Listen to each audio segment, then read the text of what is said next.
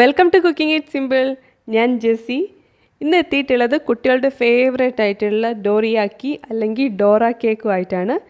ഈ ഒരു കേക്ക് നമ്മൾ ചെയ്യാനായിട്ട് പോകുന്നത് വെറും ഒരൊറ്റ കോഴിമുട്ട കൊണ്ടാണ്. എളുപ്പത്തിൽ ഈസി ആയിട്ട് 2-3 മിനിറ്റിനുള്ളിൽ ഉണ്ടാക്കാൻ പറ്റുന്നൊരു റെസിപ്പിയാണ്. ഇതിനായിട്ട് ഞാൻ ഒരു ബൗളിൽ ഒരു വലിയ കോഴിമുട്ട എടുത്തിട്ടുണ്ട്. റൂം ടെമ്പറേച്ചറിലുള്ള കോഴിമുട്ട തന്നെ എടുക്കാനായിട്ട് പ്രത്യേകം ശ്രദ്ധിക്കുക. ഇനി നമുക്കിതിലേക്ക് 1 ടേബിൾ സ്പൂൺ പഞ്ചസാര ചേർത്ത് കൊടുക്കാം. ഇതിപ്പം 2 ഡോറ കേക്ക് ഉണ്ടാക്കുന്ന മെഷറാണ് ഞാൻ പറയുന്നത്. ഇനി നമുക്കിതിലേക്ക് 1 ടീസ്പൂൺ അളവിൽ ഹണി, അതായത് തേൻ ഒഴിച്ചു കൊടുക്കാം. ഇനി മുട്ടയുടെ മണം ഒന്നും ഇല്ലാതിരിക്കാനും പിന്നെ ഈ ഒരു കേക്കിന് നല്ലൊരു ഫ്ലേവർ കിട്ടാനുമായിട്ട് ഒരു 1/4 ടീസ്പൂൺ വെനില എസൻസും കൂടെ നമുക്കിതിനകത്തേക്ക് ചേർത്ത് കൊടുക്കാം.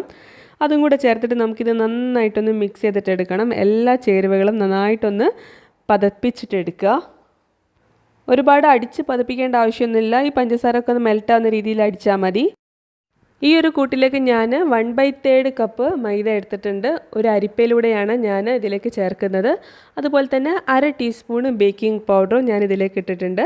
ഇത് രണ്ടും നന്നായിട്ട് ഇടഞ്ഞിട്ട് വേണം ചേർക്കാനായിട്ട്.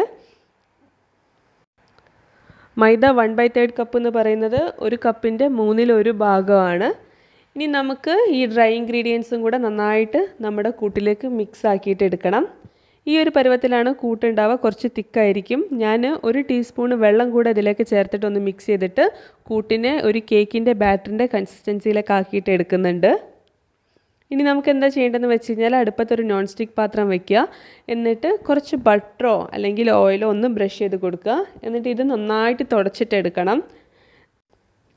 ഓയിൽ കൂടുതലായിട്ട് പാനിലുണ്ടെന്നുണ്ടെങ്കിൽ നമ്മുടെ ഡോറ കേക്കിൻ്റെ ആ ഒരു ടെക്സ്ചർ കറക്റ്റായിട്ട് കിട്ടില്ല.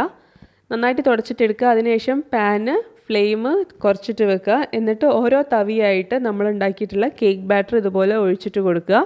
ഞാനിപ്പം 2 എണ്ണമാണ് ഈ ഒരു നോൺ സ്റ്റിക്ക് പാത്രത്തിൽ ഒഴിച്ചിട്ടുള്ളത്. ഫ്ലെയിം ഒരു ലോ ടു മീഡിയം ആക്കിയിട്ട് വെക്കുക. അപ്പം നിങ്ങൾക്ക് കാണാൻ പറ്റും നമ്മൾ ഓട്ടയുടെയൊക്കെ ചുടുന്ന പോലെ ഇതുപോലെ ഹോൾസ് ആയിട്ട് നമ്മുടെ കേക്കിൻ്റെ മേലെ വരുന്നത്. ഇനി നമുക്ക് ഇതൊന്ന് മറിച്ചിട്ടിടാം. ഒരു 30-40 സെക്കൻഡ് കുക്ക് ചെയ്താൽ മതി ഒരു സൈഡ്. മറിച്ചിടുമ്പോൾ നിങ്ങൾക്ക് കാണാൻ പറ്റും നല്ല ഗോൾഡൻ ബ്രൗൺ കളറായി വന്നിട്ടുണ്ട്. മറ്റേ വശം ഇതേപോലെ ഒരു 30-40 സെക്കൻഡ് കുക്ക് ചെയ്യാം. ഇതേപോലെ തന്നെ നമുക്ക് അടുത്ത ബാച്ചും ചുട്ടെടുക്കാം. അങ്ങനെ മൊത്തം 4 എണ്ണമാണ് ഞാൻ ഈ ഒരു ബാറ്ററിൽ നിന്ന് ചുട്ടെടുത്തിട്ടുള്ളത്. ഇനി എന്താ ചെയ്യേണ്ടതെന്ന് വെച്ച് കഴിഞ്ഞാൽ നമ്മൾ ചുട്ടെടുത്തിട്ടുള്ള ഒരു കേക്കിൻ്റെ പീസ് എടുക്കുക. അതിൻ്റെ ഉൾഭാഗത്തായിട്ട് നമുക്ക് ന്യൂട്ടെല്ല തേച്ച് കൊടുക്കാം.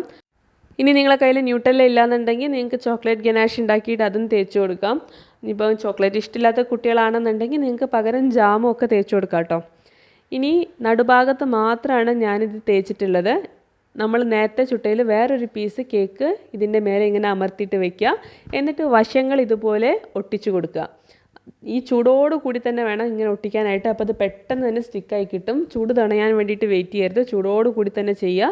അപ്പോൾ നമ്മുടെ ഡോറ കേക്ക് റെഡിയാണ്. ഇത്രേ പണിയുള്ളൂ. ഞാൻ പറഞ്ഞില്ലേ 2-3 മിനിറ്റിനുള്ളിൽ എളുപ്പത്തിൽ വൈകുന്നേരമൊക്കെ കുട്ടികൾക്ക് ഉണ്ടാക്കി കൊടുക്കാൻ പറ്റിയൊരു സംഭവമാണ്.